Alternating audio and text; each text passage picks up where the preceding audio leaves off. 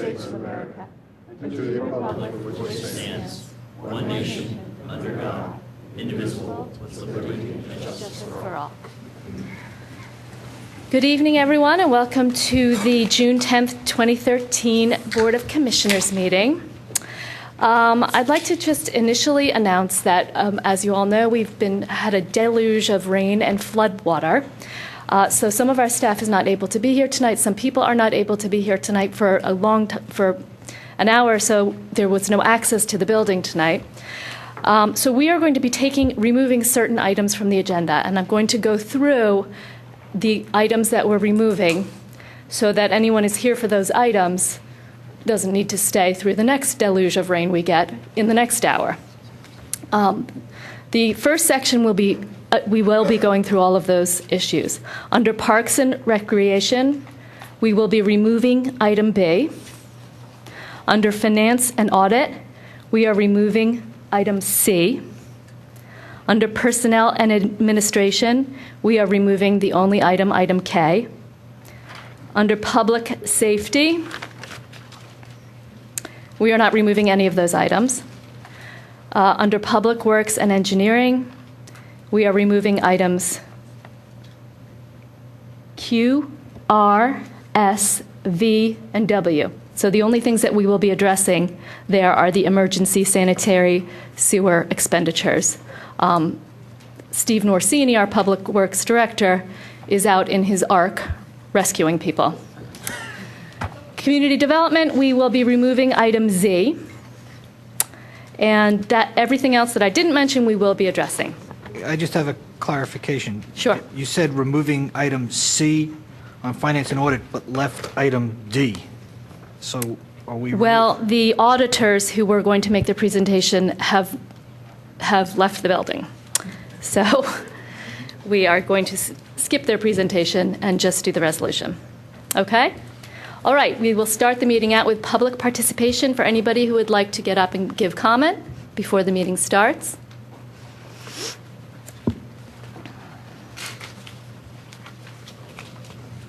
Good evening. I'm Sarah Pilling from Garrett Hill, and I'm also the horticultural guide for the Skunk Hollow Community Garden, and I wanted to give you a quick update now that summer is here. For the season 2013, we now have 58 family groups. Three people did not return. It was either too much work, they didn't have enough time, or they were unable or unwilling to perform their community part of the work, because that's very important in a community vegetable garden. So we took in 13 new family units. We built 12 new beds in 4 plots, and we are full. We began work the first weekend in March. We have expanded the common areas, which is the asparagus. We now have a full line of asparagus. Our raspberries are in their second year and are being expanded. Casey Layfield has done a wonderful perennial garden. We've planted a Three Sisters garden again, which is corn, beans, and squash, most of which will go to Phil Abundance. The herbs, we have a new strawberry bed and we have new blueberries. We also have joined the Save the Monarch butterfly program, and we planted a very small number of milkweed plants. I think it's really interesting. The 2 women from Wayne thought maybe they'd sell 500 plants. At 2,400 plants, they cut it off. So this area really embraced it. We have a real focus on education this year. So far, the Brownie Troop based at Ithan Elementary has come for an afternoon, and they planted our white potatoes, which is also a common area, and we've planted sweet potatoes this year. The 4th grade of Agnes Irwin came for a morning. They had made plot signs for us. They're really very cute. They have butterflies or beetles or bugs and the plot number on them. And if we can get our gardeners to put their names on them, people will know where they are. And they planted seed in one of the plots. We had the 7th and 8th grade boys from the Haverford School come for a morning. They have their field day, and an interesting wrinkle on it is they go spend the morning doing a service project. And this was the second year. I'll tell you, when you get 55 boys in a garden, you get a lot of wood chips moved. Of course, we were on the Shipley Garden Tour Not too many people found us, but it gave us a lot of publicity, and there were a lot of people who were really disappointed it was limited to Radnor Township. And we would say, well, talk to your own township. We'll help you. We'll give you advice to get one started. The 4-H Garden Club of the Delaware County Cooperative Extension came and projected in July. Agnes Irwin School and Haverford School have a moving up program for kids who are going into the upper school who need just a little bit of help. And they have a service component. So they will come on 2 days. There'll be an educational component. We'll talk about healthy snacks that can come out of your garden, and they'll also spread wood chips for us. We will be doing an in-gathering for Philabundance as soon as Rose Tree Park stops being a parking lot for the U.S. Open and Philabundance gets it organized. Last year, it was an equivalent of 1,300. We're organizing ourselves better, and we're hoping that we'll reach a goal of $2,000 worth of vegetable equivalents. So I just wanted you to know we're alive and well and thriving, and the community component of it is going very, very well. People are stepping forward and saying, I got 4 guys who are cutting the grass, and 2 other women are watering the Three Sisters programs. So Katrina and I can take a deep breath and step back a little bit. It is a howling success, and we are just so pleased that we have that space. We're also at capacity. The water tank and the well, it's the water tank is going to be our limiting factor, but we'd have to build more fence, and it's just about the right size to be a community garden. So I wanted to give you that update, and I'll be back in the fall. Thank you. Thank you, Sarah, and congratulations on your success, and thank you for keeping us informed. Would anybody else like to make public comment? Dan Skolnick, South Wayne. I know the item got pulled off the agenda because there's a pond in front of the middle school at the moment. But we appreciate everything that's been done so far for the traffic calming. It's been about a year since the things were approved, and we're looking forward to getting them resolved and getting approval back from PennDOT, and just like to keep pushing it forward. So thank you. Thanks, and sorry you have to come back for when we do get to it. Anybody else? Good evening, Commissioners. My name is Janine Bauer. I'm the attorney for the appellant from the Shade Tree Commission, item W. So will that just be heard at the next regular meeting? Yes. Yes. I believe all of these items will be pushed Just to the next meeting. The, June 24th, I believe it is. So would it Special be, meeting. though, wouldn't it be prudent, I mean, if the applicant is paying for their attorney to be here, wouldn't it be prudent to hear that tonight? Well, Janine, I sent you an email this afternoon, which maybe you didn't get, Maybe I was already traveling down. and I left you a message on your voicemail, called your office. But I discussed this appeal with Steve Norsini. There's a little bit of confusion over what the appeal is. I mean, I got your letter last week, and I think there's a way to resolve that. So, I mean, we will schedule it. I also waived any time periods if you were concerned about time periods in the email I sent you today. So I appreciate that. So I didn't know whether that was you until you stood up here. I was going to get up and walk over. It's been a while.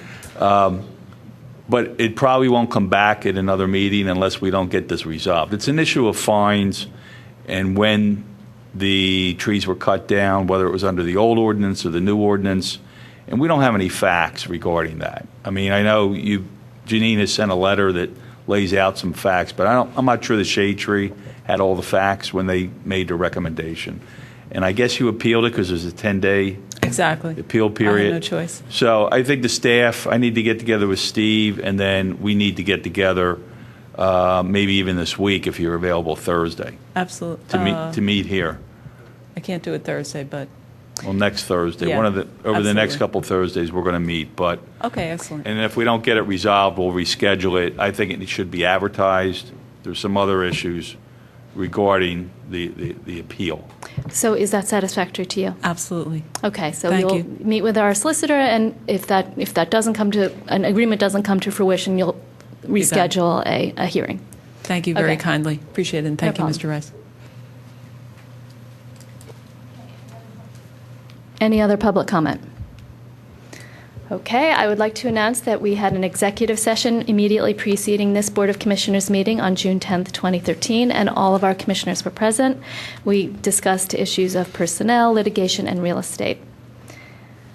Would someone like to? I'll move the approval of the minutes of the Board of Commissioners meeting of February 11th, 2013. Do we have a second? Second. Any commissioner comment? Any staff comment or public comment?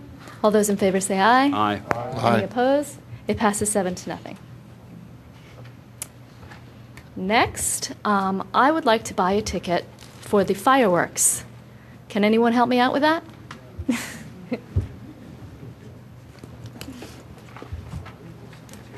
I'll do my little spiel first. Lou DeMicantonio from the Radnor High School Scholarship Fund, and just inviting everyone out to our 29th annual 4th of July fireworks extravaganza. Rain date will be Saturday evening, and gates open at 6:30. There will be food, games for the little kids, music, and it really is probably our most lucrative fundraiser that we have during the year. In fact, our one meeting, our awards meeting, is going on right now as I speak. And this year we gave 27 scholarships out, which is a pretty high number. So we really count on the 4th of July fireworks. So at this time, I would like to sell Mrs. Schaefer the first ticket. They're $12 each, but Marty said 2 for $25. So. 12. Let me get my. Here we go. Stephen, thank you. You got shut up. Yeah. Yes.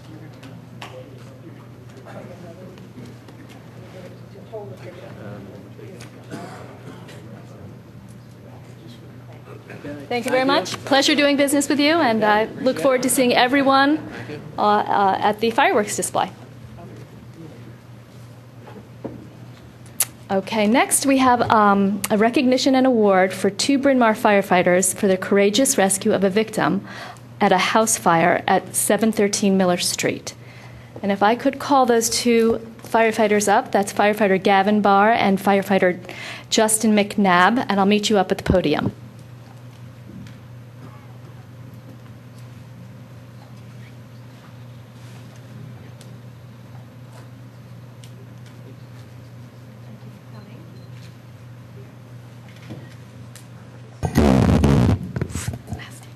I'm going to just tell you a little bit about what this is about for those of you who don't know what transpired and those of you who are at home.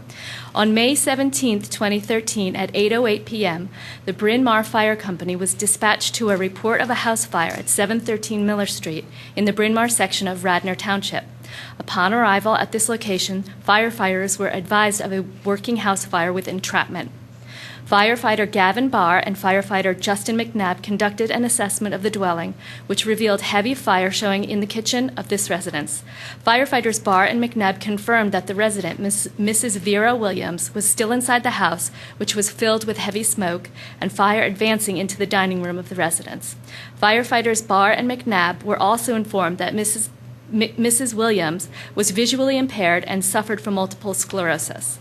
Without regard for personal safety and at great risk to themselves, firefighters Barr and McNabb made forcible entry into the residence through the front door and immediately conducted a primary search for Mrs. Williams. While encountering heavy smoke and heavy fire and heat, firefighters Barr and McNabb located Mrs. Williams unconscious on the couch in the living room. Firefighter Barr, assisted by firefighter McNabb, removed Mrs. Williams from the couch and rescued her from the burning residence. Firefighter Barr and McNabb immediately alerted emergency medical personnel on location and turned over the care of Mrs. Williams to EMS personnel.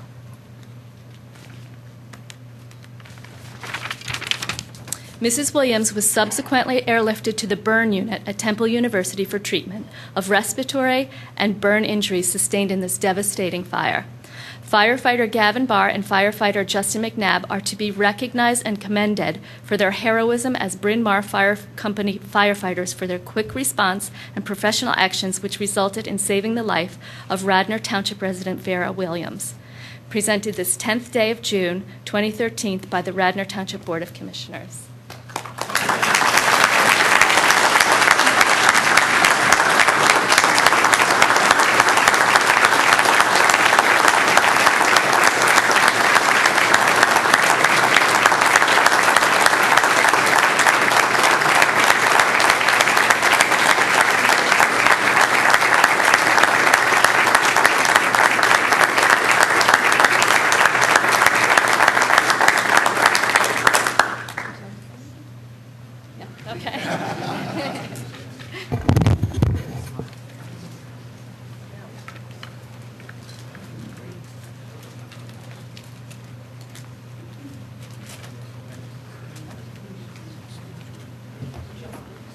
We appreciate the Bryn Mawr Fire Company coming out and supporting their fellow firefighters. Thank you.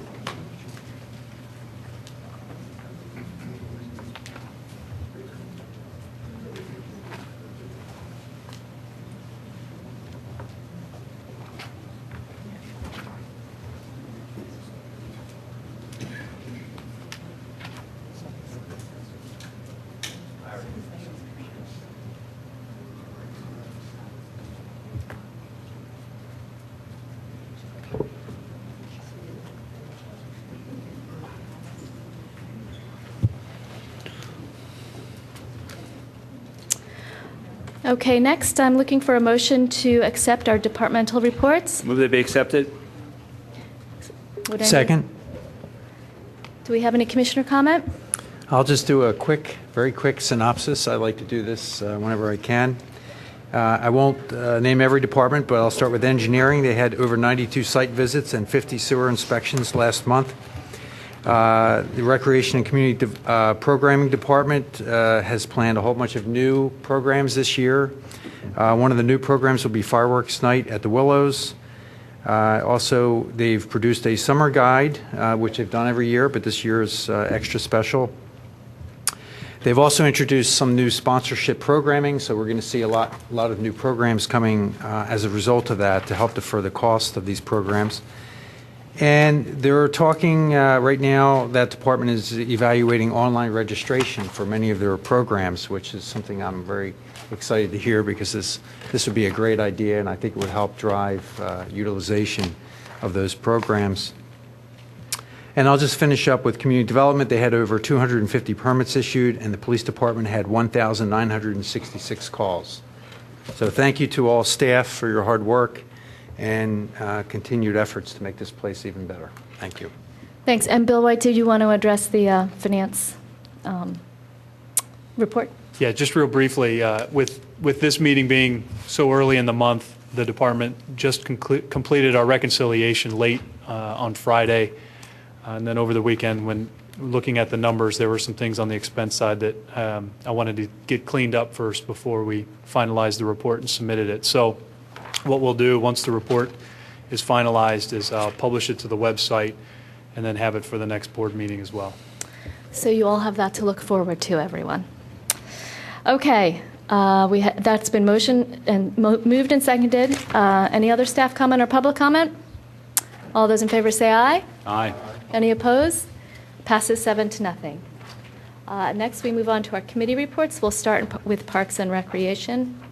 Commissioner Nagel.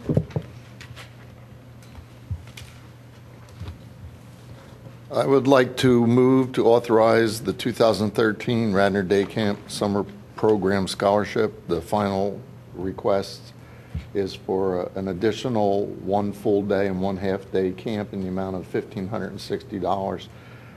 This brings the total awarded for 2013 to $19,910 as a total of 25 scholarships. Second. Any commissioner comment? Any staff comment or public comment? All those in favor say aye. Aye. Aye. Any opposed? Passes 7-0. And item B is off the agenda. Did you have anything else for Parks and Rec?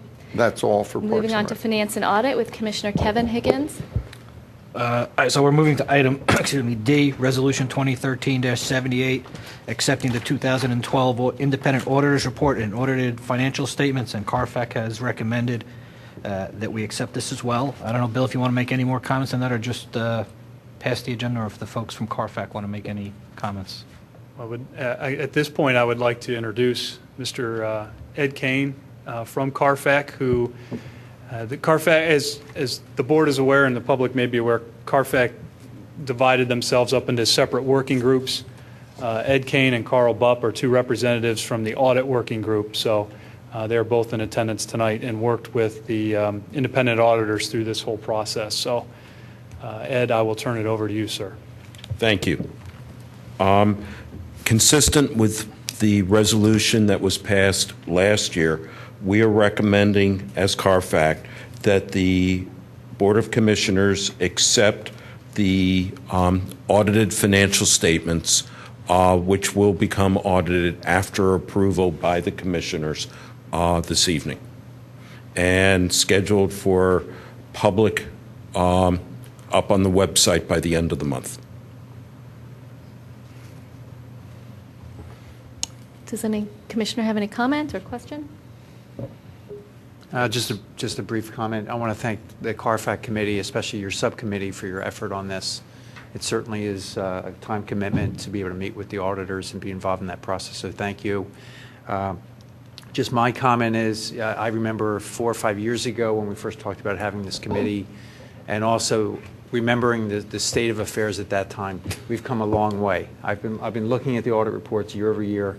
We started out with a very long list of deficiencies, and at this point, that list is very short, and I think it's actionable, and I think in the next couple of years, this administration will see us through those changes. So I want to applaud all of you for your hard work. Bill White, Bob Tate, and Bob Zinkowski, all the directors, because these things don't go away unless you address them. So they've been addressed. Some really significant items have been addressed. So I want to thank all of you for that. So thank you. Thank you. I would go as far to say that reading through that draft audit report was uplifting. I mean, it really had a lot of good news in it, and it was a very uplifting read. So I encourage, when it becomes public, everyone to take a look at it. So I make a motion to approve Resolution 2013-78. Second. Any further commissioner comment? Any staff comment or public comment? All those in favor say aye. Aye. Any opposed? Thank you. It passes 7-0. Thank you. All right, is Bob's item, or Bill's item E still on the agenda? Because I don't see anybody that I don't sort of recognize out there. So it says, Yes. oh, okay. Come on up then. Yes, Mr. Mark Jorley is here tonight to present to the board and the public just a little bit of background on the process we went through and taking a look at our utility expenses and what the findings were and what we're doing moving forward. So again, Mark, I will turn it over to you, sir. Thank you. Commissioners, good evening. Thank you very much for having me here tonight. I do appreciate it. I want to start off by thanking Bob and Bill for giving me this opportunity, giving our company the opportunity to work with you. And I'd also want to point out Ben Cooper did an excellent job and worked very well throughout the process. So I want to give him a special hat tip because he really was very helpful throughout the process. What we do at U.S. Utility Audit Services is we go into companies, municipalities, and we go in and verify, we analyze, we verify, correct if we can, and save money based on utility and telecom expenses. Unfortunately, these telecom companies overcharge often, and it's our job to go in there and find the mistakes. I have a staff of auditors that I use that have been doing this for about 37 years in combined experience, and we've worked with companies and municipalities across the country. What we do in the end is provide you assurance, and since you have taxpayers' money in your control, we're providing you assurance that money is being spent as efficiently as possible. Okay? Our audit consisted of looking at 35 PICO accounts and 12 Verizon Wireless, Aqua, Comcast, Sprint, Line Systems, and Mitel leasing accounts. And here's a summary of our findings. We found that 3 PICO accounts were charging state taxes to the municipality. Accounts that are owned by state, city, or local municipalities should be exempt from these taxes. So we went to the state, we processed all the paperwork, and we were able to recover $19,096 for Radnor Township. And Bill, I'm happy to tell you the check arrived on Friday, and you should be getting it. I know you don't want to hear the checks in the mail, but it actually is in the mail. So you should be getting it in the next couple of days.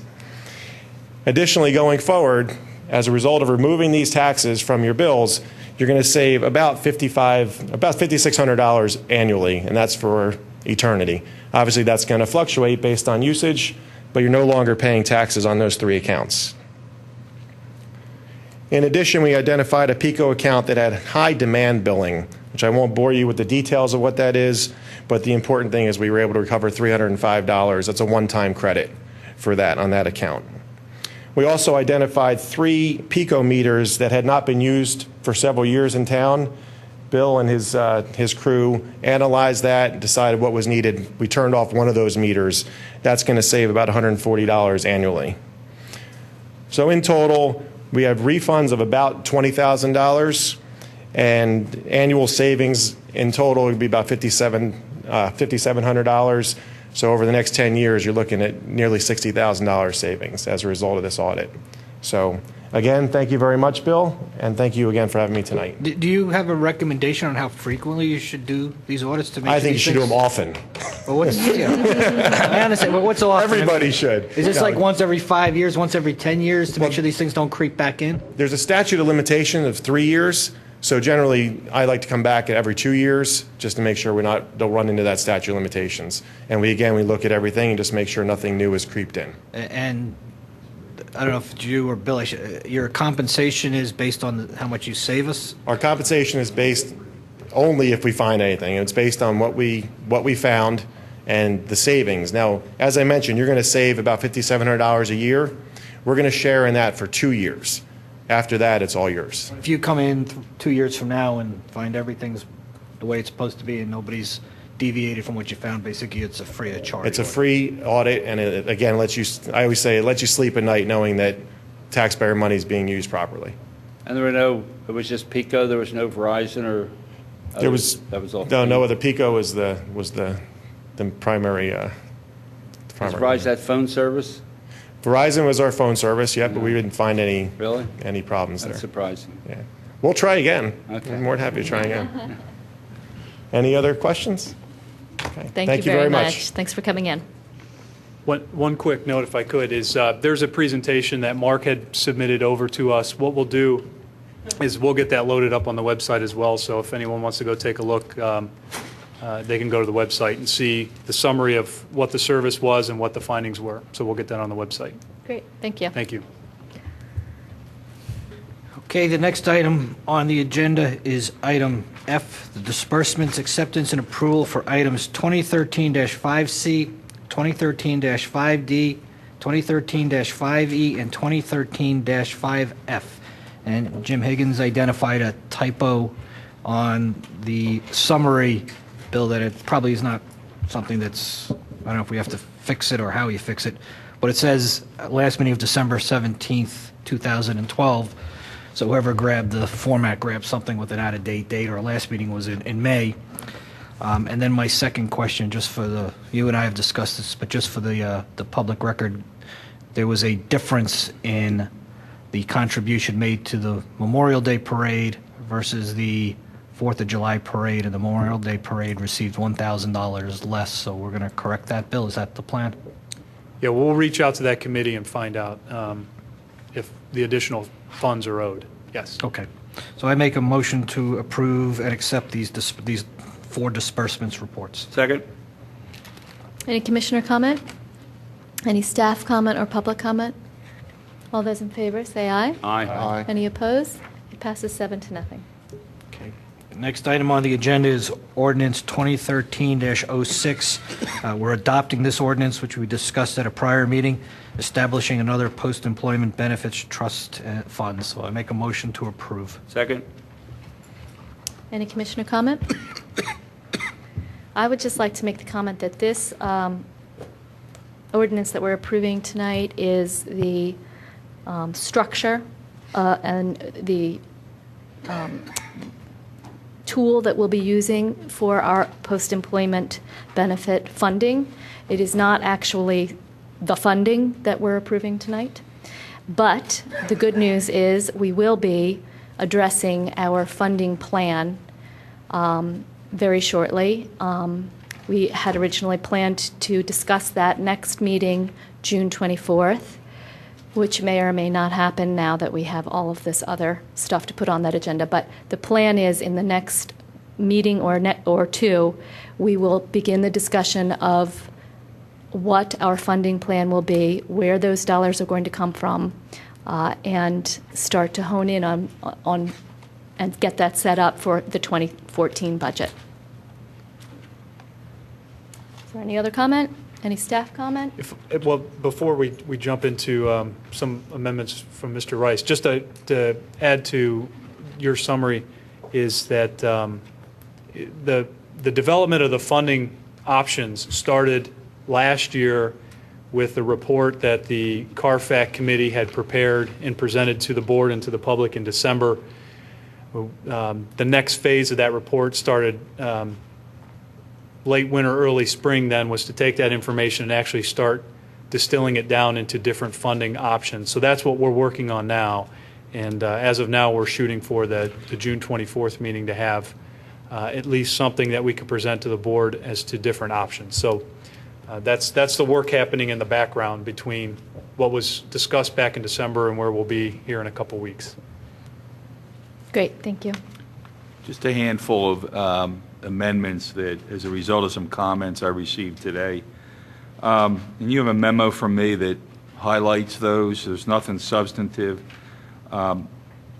The ordinance and the attached form trust document were inconsistent in terms of how the plan's described. So I made those consistent in both of those definitions.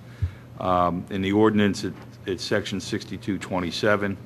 And then throughout the ordinance, it refers to this plan, and I've changed that to the plan, which is, I think, more correct in the ordinance. So that's just a style issue that we had.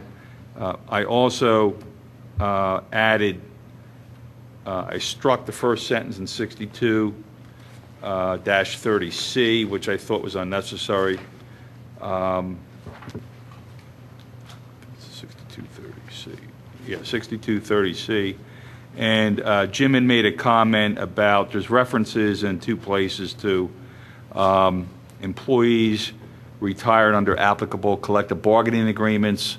There are employees that are retired that didn't retire under an applicable collective bargaining agreement.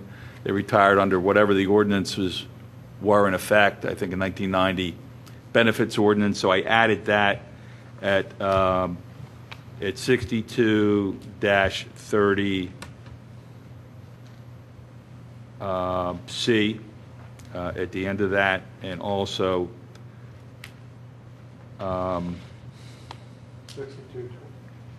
6229B. 29B, correct. So they were added, and Bill had one additional revision where he added, because of the three types of benefits, compensated absences was added. Let me find the section here. 6229A.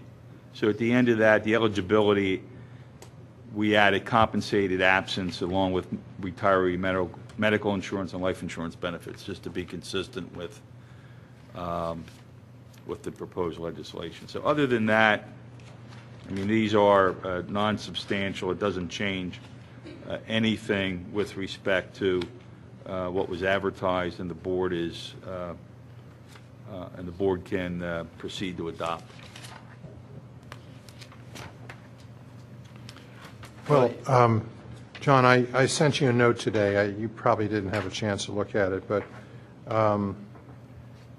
it has to do with whether there's any conflicts between and among the different players here. We have a plan administrator who is our township manager. That's under the ordinance. Under the declaration of trust, we have the employer, who is Radnor Township, and we have the trustee, which as of right now is unnamed. And I was a little bit concerned when I went through it whether we have too much of an internal setup involving our own people working with money that can be significant at some point. And in particular, there is an indemnification, which is in Article 4.04 of the Declaration.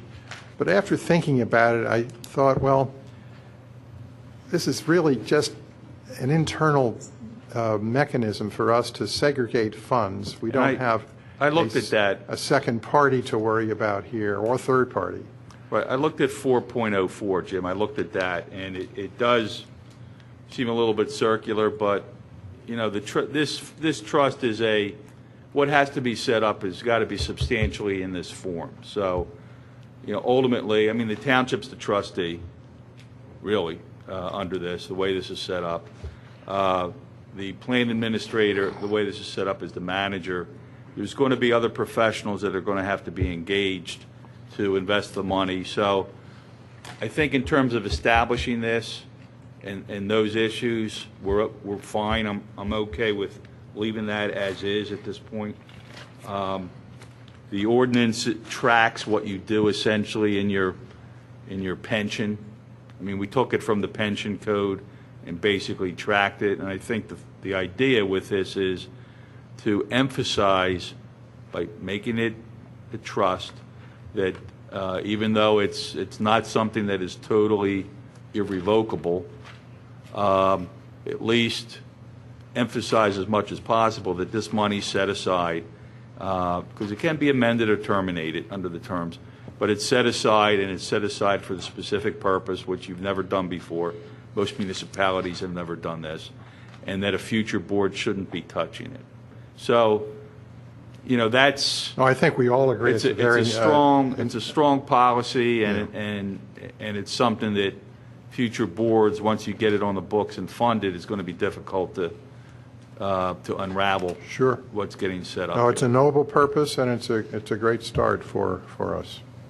I'm happy with it. Kevin, you want to make a motion with all those changes? I'll make a motion to approve with John's changes. Second?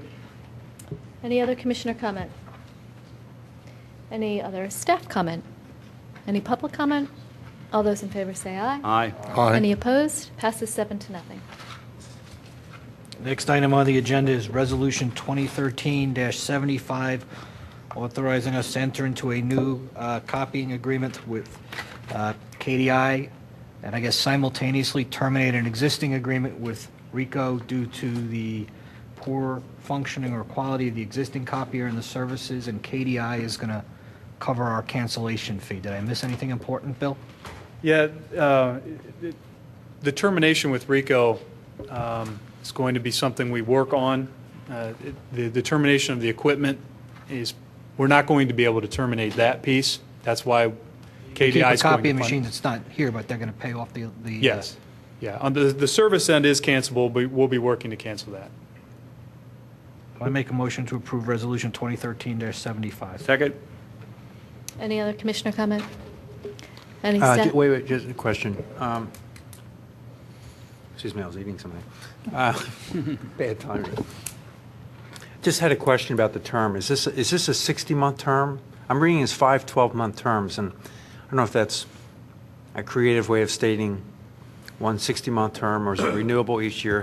What is the new term of the agreement with KDI?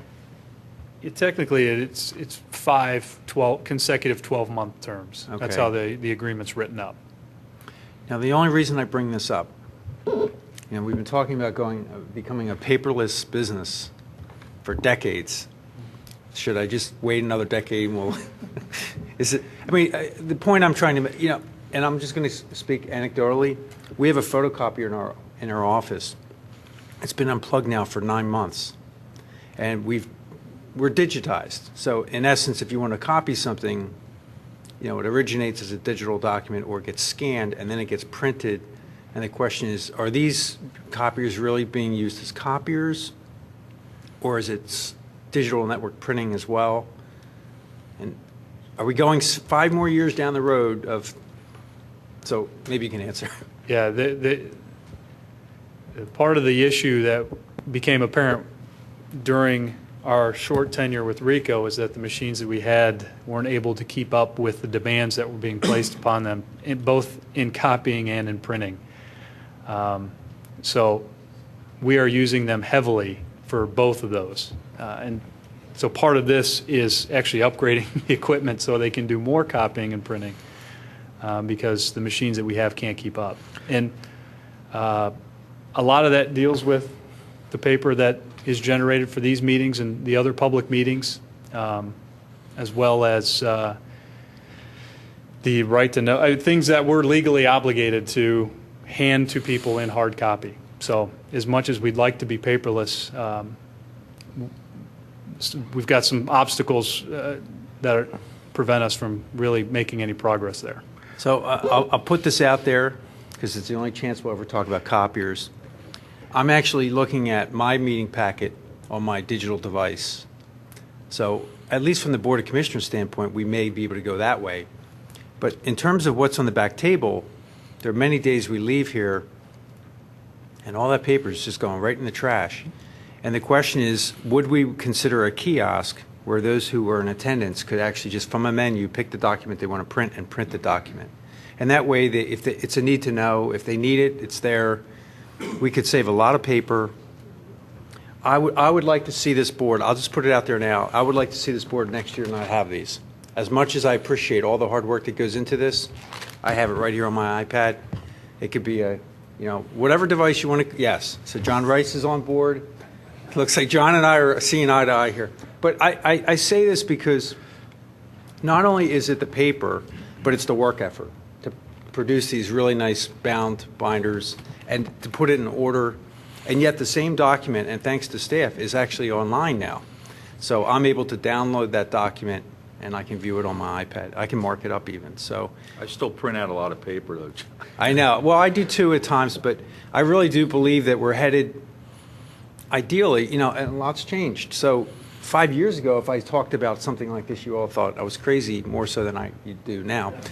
So, but the point is, 5 years now, will this seem ridiculous that we're printing paper for the table when, in fact, anyone sitting here could go to a kiosk, print what they need, and otherwise just read it on their tablet. So I just ask you to consider the length of these terms. Well, bigger than that, shouldn't we as a township maybe even have a little subcommittee that works on paperwork reduction? Looking for ways to save. And this is only one example. Well, and on the back end, then we have the shredding. So then we have to pay for shredding costs. And I'm starting to see that on our business side. We're reducing paper to reduce shredding needs.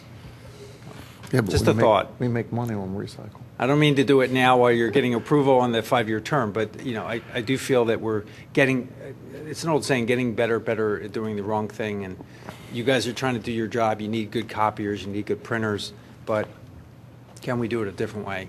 Well, we're never not good. I mean, in the next 5 years, we're going to need a copier, but I think the point is very well taken, and I would love to see this board make a commitment in the next 12 months. Not every, whoever can, start to head that way and start to blaze the trail. Also, your cover letter for the legislation talks about the fact that RICO is doing a poor job for us. Wasn't there something in a contract that would get it so we don't have to pay these penalties? Penalties or? Well, we're paying another well, not us, but another $54,000 is being made by them for not providing anybody any service. And it seems like they brought that on themselves. Right. And what we have found is in leasing the equipment, the actual copiers themselves, they are non-cancelable leases. So it's difficult to get out from underneath those without some significant legal work. The service end is renewable every year, so that's something that we will get out of. So the $54,000 basically is the value of the remainder of the contract. So that is what KDI is willing to pay to get our business. And this is the option that we have in front of us to try to solve the service and copier problems that we've been experiencing over the last 12 months. So, it's not the usual way you go about trying to cancel an agreement, but given the agreements that we're in and the options we have in front of us, this seems like the best option to move forward.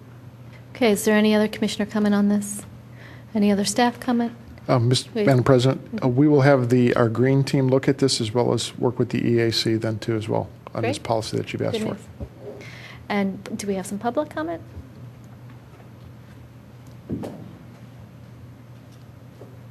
Sarah Pilling of Garrett Avenue. John, with your idea of a kiosk for printing, how about a kiosk so you could upload it to your iPad and then we wouldn't need all this packet, which I put in my recycling bin the moment I walk home. So I think it's a very viable. I know Barron's got his computer, and I have my computer, and there aren't too many more people here, so I think you're going in the right direction. I work at Penn in the med school, and I want you to know they've gone totally paperless. There is no paper to med students. They do everything on YouTube. They don't even buy Bates anymore. It's all online. So let's keep going that way. Thank you. All right, this has been moved and seconded. All those in favor, say aye. Aye. Any opposed? Passes 7-0. Okay, next item on the agenda is Resolution 2013-79, where we enter into an agreement with the Radnor Township School District to establish a crossing guard administration and cost sharing where we pay 50% and they pay 50%. And the school board has already approved this, so all that remains is for us to approve it and enter into the agreement. So I make a motion to approve Resolution 2013-79. Second? I actually had a question about this. So it looks like the township now will have responsibility for administration of this program, and I'm not really sure who to ask this, but who does it now? And is the administration changing, or is this just kind of codification of the way it already works? The township has been controlling the program administratively for years. Okay. So that part of this agreement is remaining the same. Really, the change is in the cost-sharing mechanism and beginning to work with the schools on making sure that the deployment is where it needs to be and that the township and the district are on the same page on that front, too. And who in our township does this administration? The police department oversees this Police program. department, okay. And I've been asked this many times, and I never know the answer.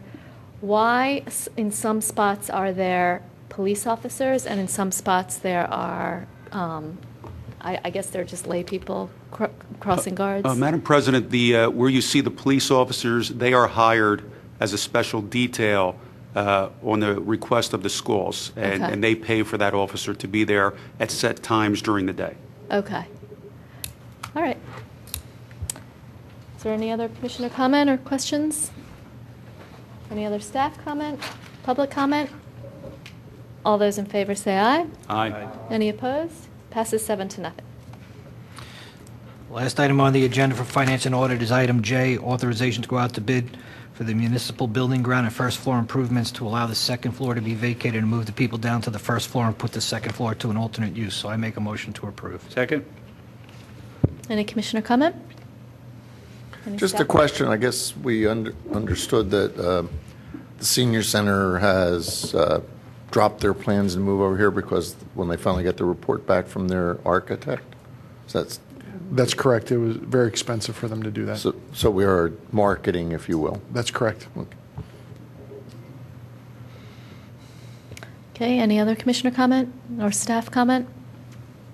Public comment? All those in favor say aye. Aye. Any opposed? Passes 7-0.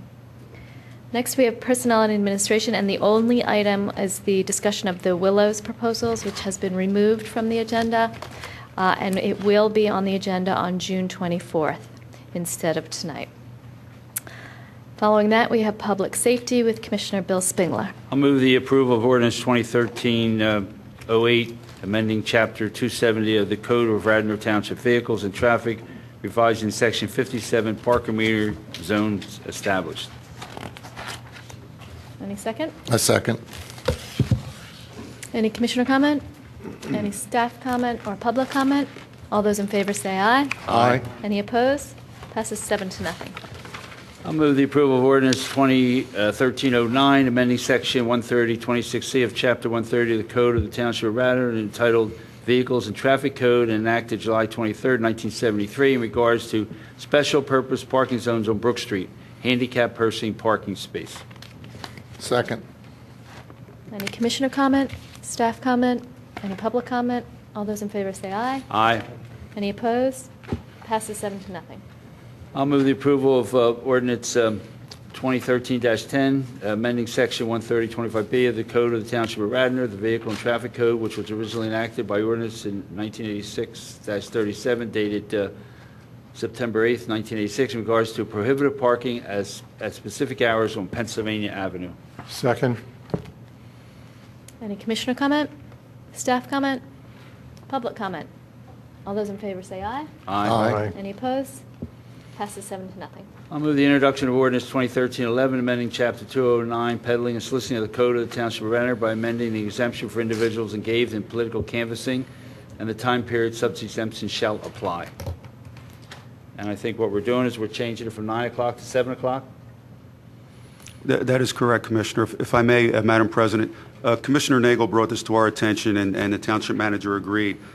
This proposed ordinance, it'll change the times in which peddling and soliciting is permitted in the Township for those people that are exempt from a vendor's permit. The portion of the ordinance pertains to nonprofit solicitation and political canvassing. And currently, the ordinance permits soliciting between Monday to Saturday, 9 a.m. to 9 p.m. We'll all remember Commissioner Nagel brought up an example where a woman was I guess, disturbed, scared late at night.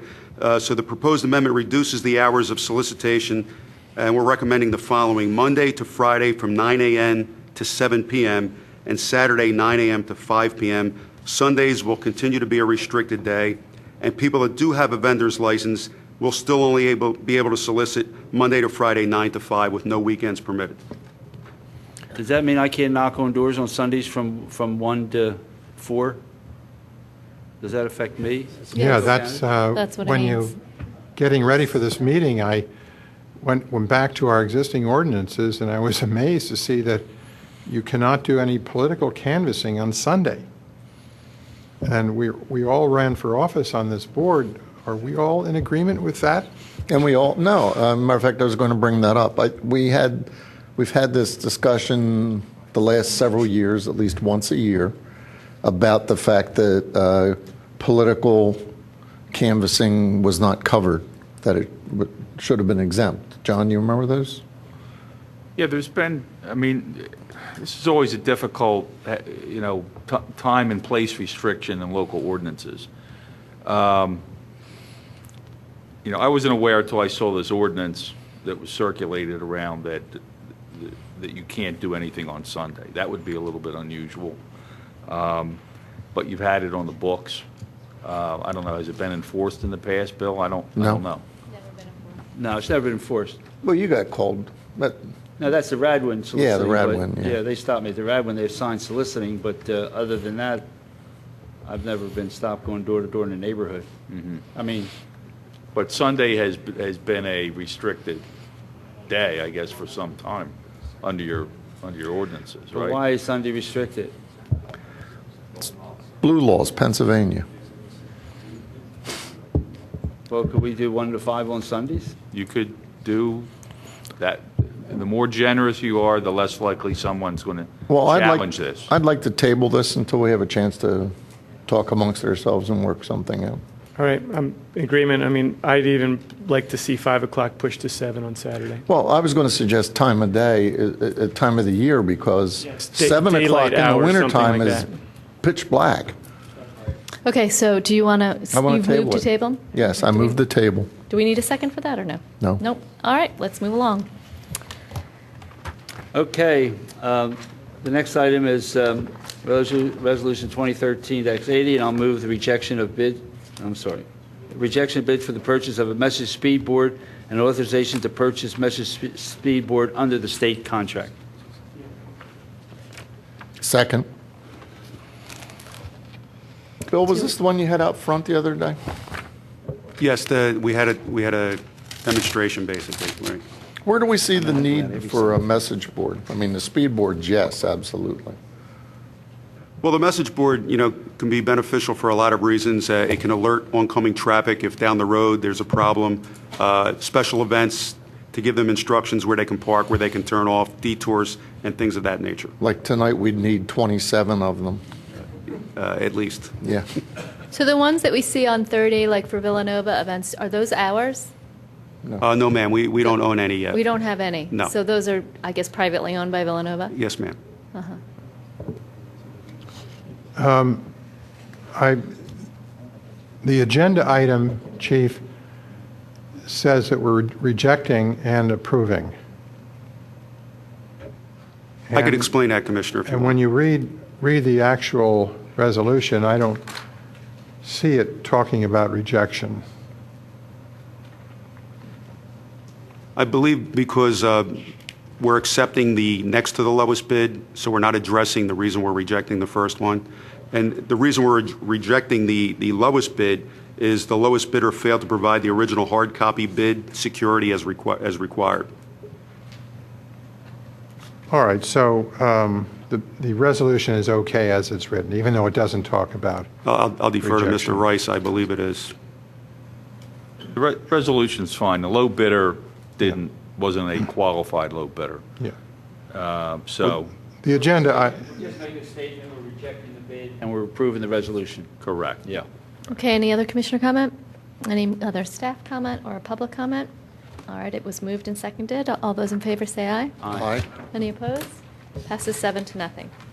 Now we're on to Public Works and Engineering with Commissioner Jim Higgins, and we only have 2 items for emergency expenditures that we've yeah, kept we're on the going agenda.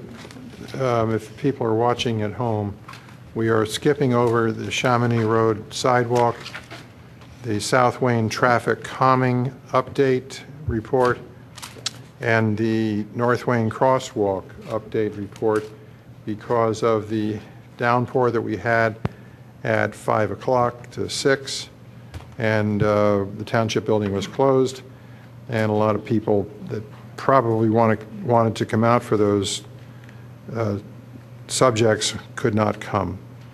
So I would move now to item T, Resolution 2013-81, which is payment to K.E. Seifert Incorporated, the emergency sanitary sewer contractor for repairs to the sanitary sewer line on Francis Avenue. You move the approval? I move the approval. Second? Any commissioner comment? And I'll simply explain, Steve Norsini is not here. In the last 5 days of May, I don't know the exact date, there was a very ugly sewer backup on Francis Avenue.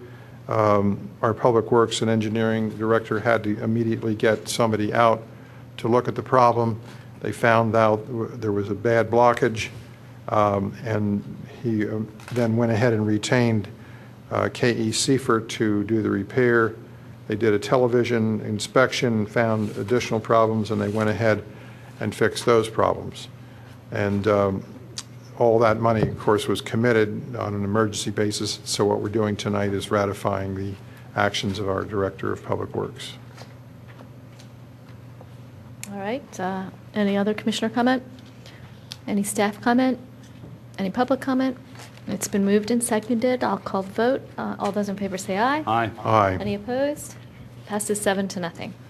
And the second and final item on Public Works and Engineering is Resolution 2013-82, which again is payment to K.E. Seifert Incorporated for repairs to the sanitary sewer line, this time at Brook Street. Brook Road. I'll Well, second. It's, are you sure it's Brook Road? Well, it's in my ward, it's Brook Road. Well, if you look at the map, it No, doesn't. it's not. This it is doesn't Brook look Street like. over my ward.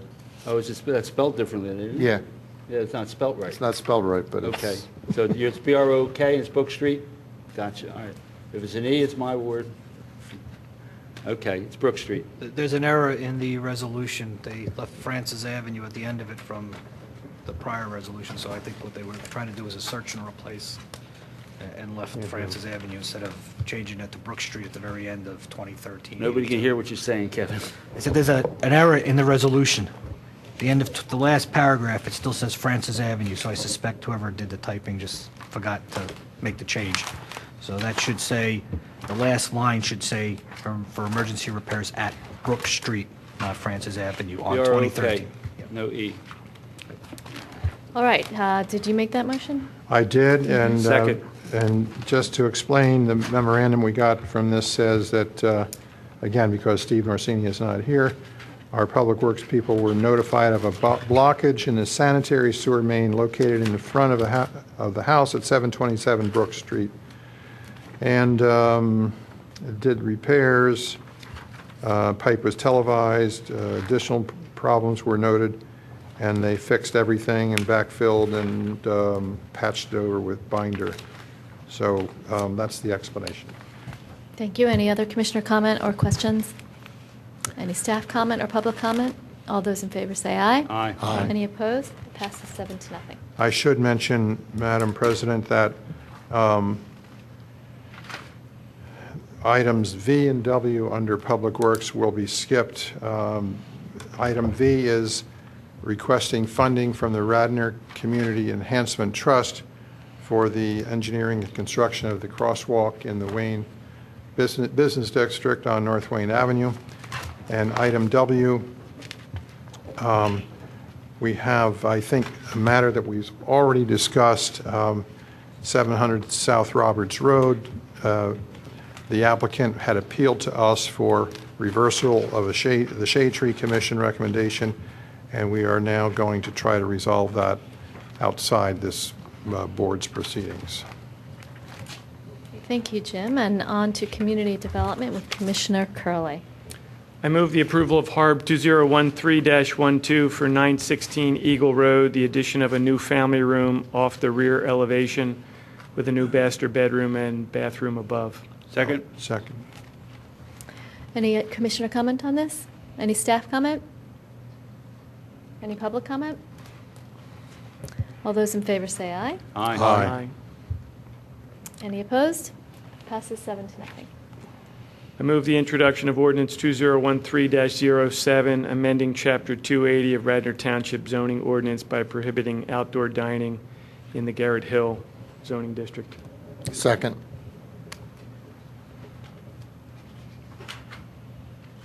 All right. And this is actually a reintroduction, right? Because there were some Right. substantive changes. All right. Do we have any commissioner comment on this? Just a brief comment. Just to reiterate that the Township Planning Commission and also the Delaware County Planning Commission are recommending that we exclude outdoor dining in Garrett Hill in the entire extent of that district. So I will be supporting this for that reason. I don't think that I didn't read that in their recommendation, and I don't think that that's what they said. Yeah, they did. I'm sorry, which part don't you just, that you I do think not the agree Planning with? Commission said we should evaluate it, the Delaware County Planning Commission. They didn't affirmatively say to remove it. I read the original recommendations from when we were passing Yep. the first, and it was explicit in that we should not include Garrett Hill District. So maybe we're looking at a different document, but. We're going to pass it. Yeah. Yeah, I know, but. I just don't think that, and I don't think it's as clear as we should explode it out of it. I mean, I think that there's value to this, and if some want it, we should give some thought to it. But, and I also don't think that the Delaware County Planning Commission spoke affirmatively like that. I think they said there's merit to it and give it consideration. Any other commissioner comment? Any staff comment? Any public comment? All those in favor say aye. Aye.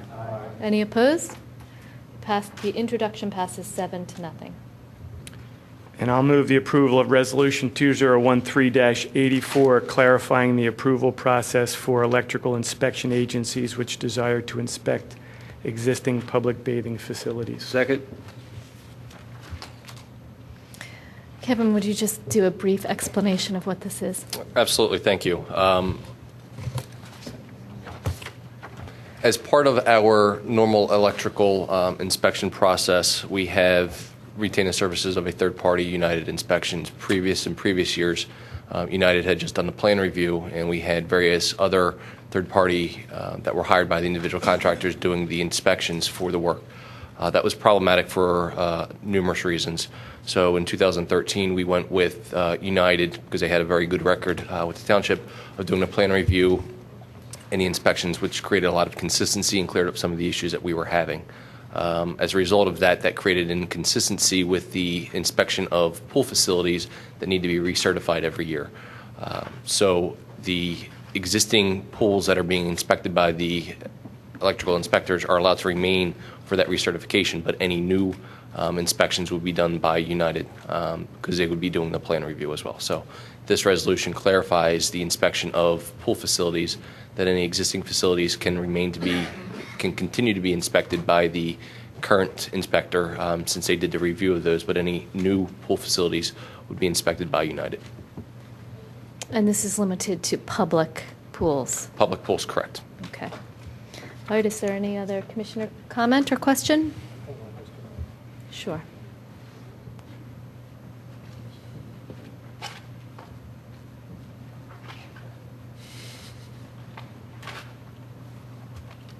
I had, Mike? yeah.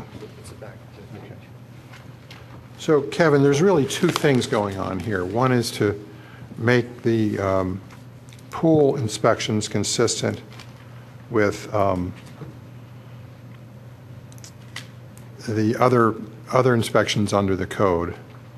And the other aspect is to give United Inspections this franchise or this right to do all electrical inspections for new construction. That's not what the resolution is confirming, that all new construction is being done by inspections, plan review and inspections for pools are being done by United. That is to be then consistent with the current practices of my department, whereas all electrical permits are being reviewed, which has been past practice for years, and inspected by United. The inspection is something new for 2013. The Uniform Construction Code allows us to authorize one or multiple inspectors. The multiple inspectors is creating a lot of problems from a consistency standpoint, conflicts with what the plan review was indicating, with what the inspectors were finding.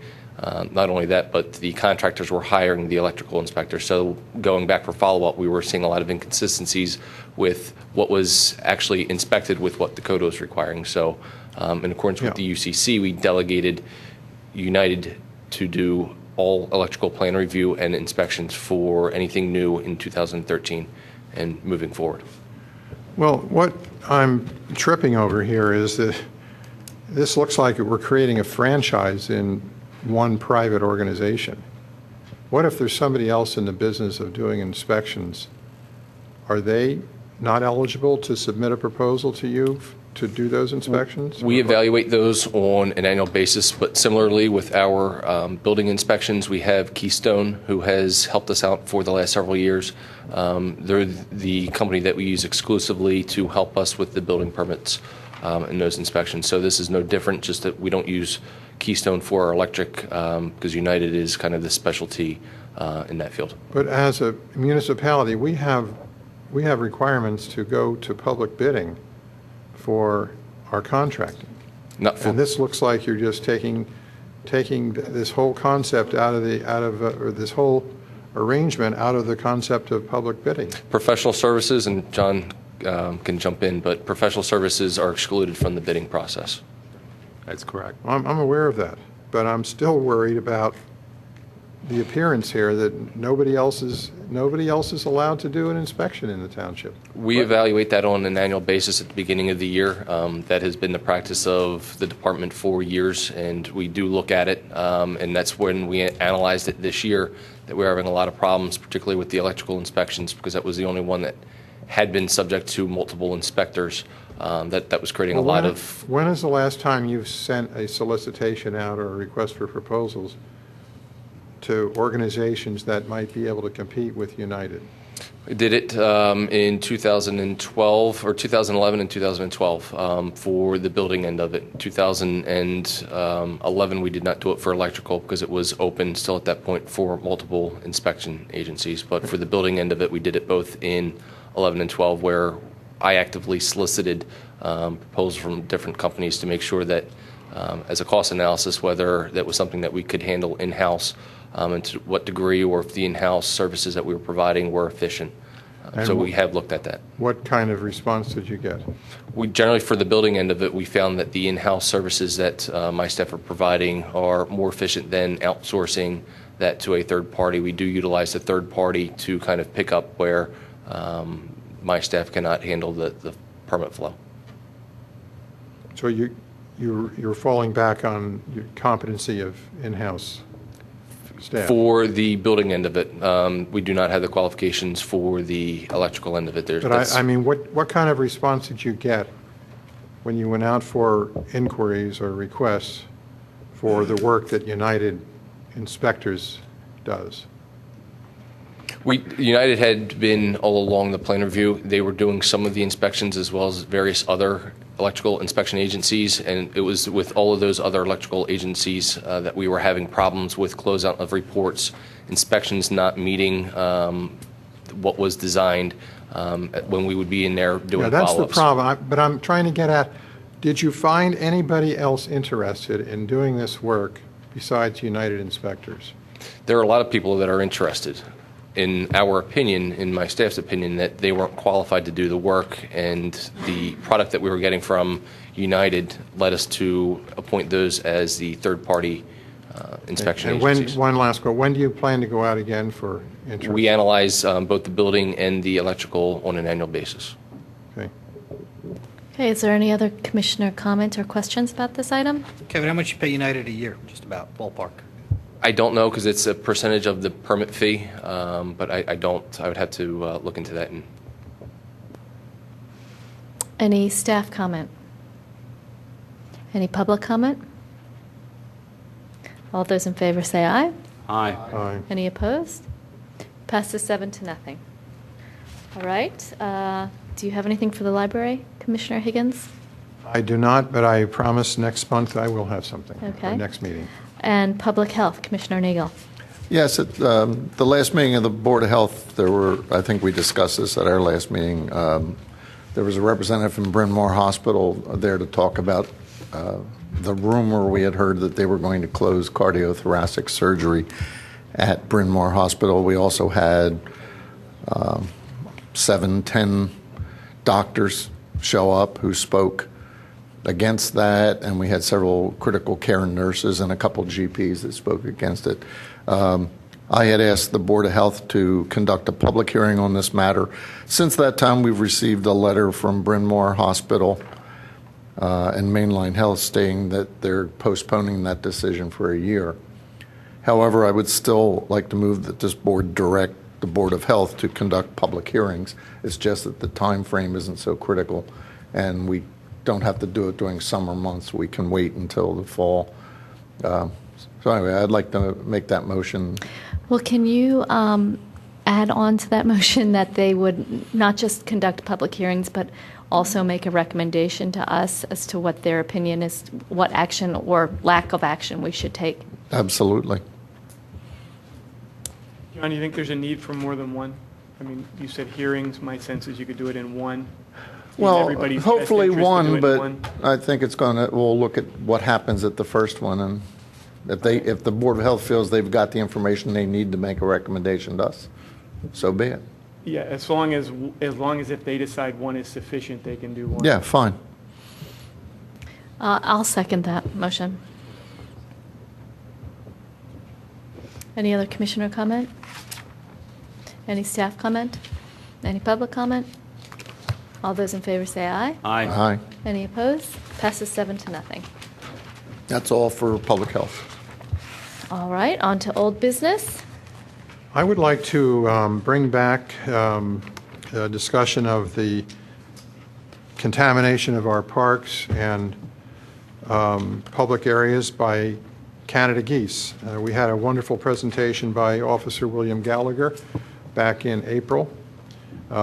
Chief Collarule sent me a hard copy of it this week. I reread it. It covered all the issues quite nicely.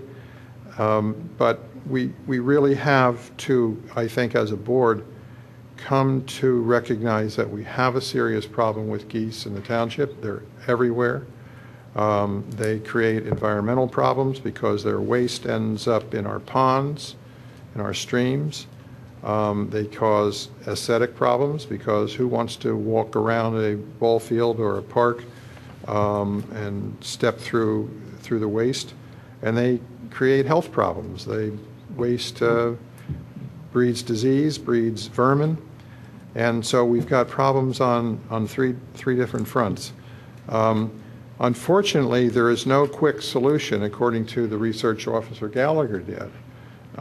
What he found was that there are different methods to get at the problem. One is to disturb the nesting environment of the geese, to actually take the eggs out, to use not guard dogs, but what are Shetland sheepdogs called? Border collies that harass the geese to make high-pitched noises. But ultimately, there is no solution to simply cull the flocks the way we have decided we should do with respect to deer. The additional factor I should mention is that the state agency that regulates geese or taking of geese or removal of geese wants to see a township engage in a 2 to 3 year program of mitigation and benign efforts to reduce the flocks before they will authorize anything more seriously. I don't know what more seriously would be. Would that be shotguns or I just don't know. I want to mention the fact that Bob Zinkowski's has had Leah McVeigh look into the problem for us also, and she came up with a nice solution. Bob, why don't you talk about that? Sure. What we're looking at here is at the Willows looking to put in swans, live swans, to actually help us with this problem. When we look at the options that were portrayed to us about, firecrackers, dogs, all that stuff, I mean, I know I witnessed firsthand they fly across the street, and then when everything goes, they fly back. Here is there's a natural appearance. Also, there's a natural predator, too, as well. For the expense here, I think it's a good approach. I know working with developers in the past, when they put now new housing developments in, they have actually put swans in these developments to help eliminate the Canadian geese, and it has worked effectively. So I've seen it firsthand work to actually control and to mitigate this, but also there's a natural enhancement. And then the work that Lee had done, they also do feed on the aquatic vegetation, which will help us with the appearance of the ponds too as well. So I think this is a good step for us to try as we also look to add some of these items. I know that there'll be some chuckles and giggles and laughs that, well, what are we doing here? But they actually are an effective way to help control Canadian geese, and there is a track record that it works. As nice a solution as that is, it's still not going to solve the problem, because we're going to move the geese from one pond in the Willows to another pond, or we'll move it completely out of the Willows to Eastern College's ponds. And Jim, can I even add another potential pitfall of that is that the areas where the swans would be are not the areas where our kids have interface with. The interface South Devon Field is filled with this material. Mhm. The kids play a lot of soccer there, but that's not a habitat for swans, correct? Well, yeah, no. That's correct. What we're saying is we can start at the Willows with this. We have a lot of work to do at South Devon. I and just don't everywhere know else. that the problem is at the Willows. I think the problem is Well, that the yeah, Willows- but you got the interface. It's more than just where the material is; it's where the interface is. Yeah. And on a Saturday and a Sunday afternoon and every weeknight, the kids are playing at Odorecio South and all throughout these fields where the kids are playing soccer and baseball and softball. That is much more of a problem than a place like the Willows, for the same amount of material. Well, I agree. The problem is of much greater magnitude than the Willows. It is a problem at the Willows, but it's a much greater magnitude all over the township, not just our lands, the school district's lands as well, where the older kids and younger kids play. But I just wanted to put out there, I mean, to address this problem township-wide, globally, is going to be an endeavor, and it's going to cost money. I don't think there's any way to sugarcoat that. So I feel like if we're going to go down that road and consider spending our taxpayer money towards this very real problem, we have to have a better grasp of what the problem is, especially kind of the driving factors of why it's such a problem. And to me, those are the health issues and the environmental issues. The aesthetic thing, to me, that's not a driver for spending taxpayer money, but the health issues and the environmental issues, I think we can very easily get documented and verified through our boards, through the Board of Health and the EAC, have them make a recommendation, and then come up with a plan. And if it takes 2 or 3 years to put it in before we can do anything more serious, we should get that started. But I would like to suggest that we start by verifying and kind of documenting what the issue is that would merit us spending taxpayer money. And that would be through Board of Health, what the health issue is, and through EAC, what it is doing to our environment. I think that's a great idea. I will make a formal motion in a moment. Well, what do we have to document? Don't we know? I have no idea what Have you the ever been health. to ball fields and had to clean up a ball field for you played on it? I don't know what the health, why that's detrimental to our. I assume it is because Yeah. it's excrement, but I really Right. don't know. I think I agree with that, Elaine, that the material, there's no doubt that it's problematic, but some kind of assessment of the threat is Yeah. valid. Bill, any problem like this, you have to do your due diligence, document things, and then come up, we hope, with a solution. I just want to mention one thing. In Elaine's ward, a lady contacted her and me about the problem. She lives in Trianon. I went over there last week to look at the situation. Here's the situation. There's a lovely, very, very small pond in her backyard, in the backyard of several of her neighbors, that was there originally when the estate was in its heyday. The pond has now been totally despoiled by geese. It's even this early in the season, before we really have had hot weather, it's full of algae. It's obviously getting way too many nutrients, and the geese have just, all the waste is run in there. And I asked her about the situation, and she said that for 21 years, there has always been two, a male and female geese, adults mate, produce offspring, and nobody bothers them. There's no natural predators. This year, there were 4 adults, two pairs that mated, and between the 2 pairs, they produced 14 offspring, right in her backyard, or backyard that adjoins her. So it's a major problem. I think we can document it, Bill, very, very quickly. But I would like to, when we do refer this, if we do refer it to the Board of Health and EAC, I'd like to see them work jointly on it rather than one take it and then the other take it in series. They ought to do it in parallel, and they ought to do it, say, in a joint meeting. So I'll make a motion that we refer this matter along with Officer William Gallagher's report, which I will furnish to them, to the Board of Health and to the Environmental Affairs Council for study of the geese problem, and a report back to us no later than August 1st. Is that reasonable? Well, Board of Health doesn't meet during the summer, so I would maybe give them till, through their September meeting too. All right, to report back to us no later than the middle of September. So that's my motion. So just my sense is that's a little early.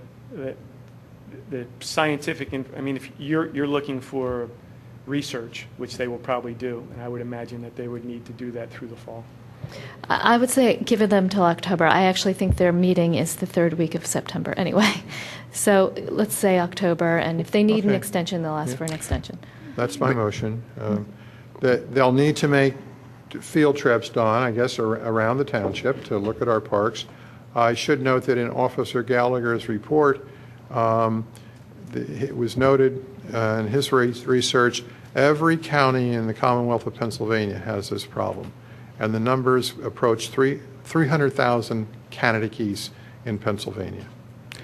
So that's my motion, and Can't we blame Madam the Canadians?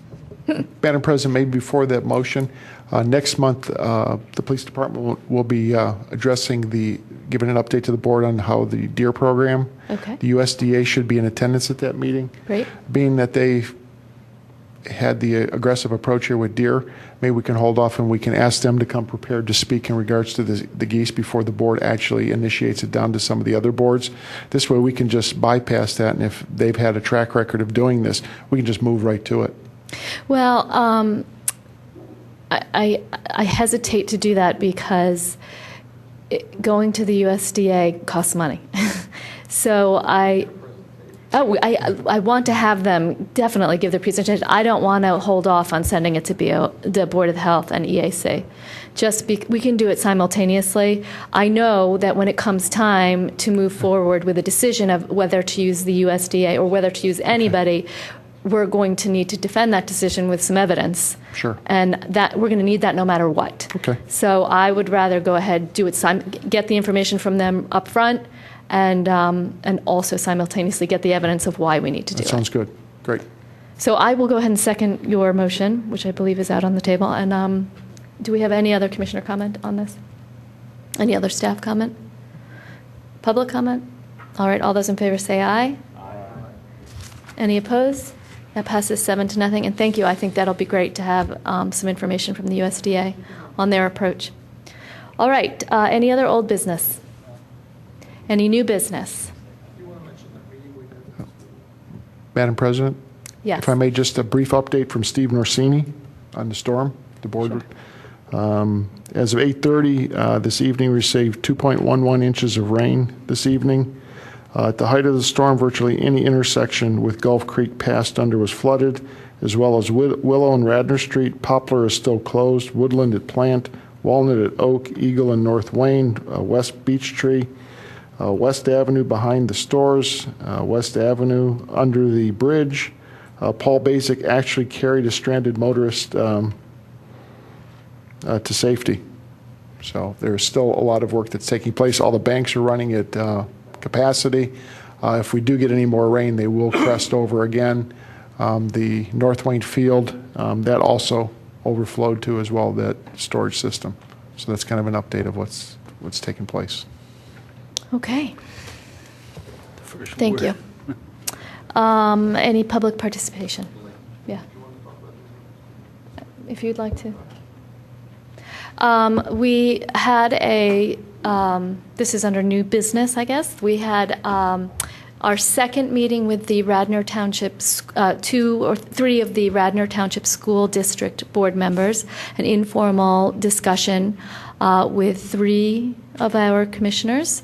We met earlier, about a month and a half ago, and then we met again this week on broad topics, and primarily to discuss ways that we can, as the 2 bodies, elected bodies, work together to create more efficiencies. You know, we have the luxury in this township of having the same body of residents represented by both elected bodies.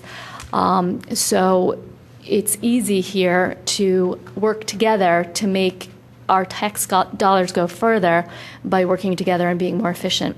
But that doesn't happen unless you have good communication going. So we are trying to keep a regular conversation going between the 2 boards of issues that might be worth addressing, issues that might be worth looking into, where we can have some economies by working together. And we did that a few days ago, and we will continue to do that on a monthly or bi-monthly basis with a different group of commissioners and school board directors each time to keep our relationship strong and keep our working together working well. And any public participation? And can I have a motion to adjourn? Adjourn. Second? All in favor? Aye. We're adjourned.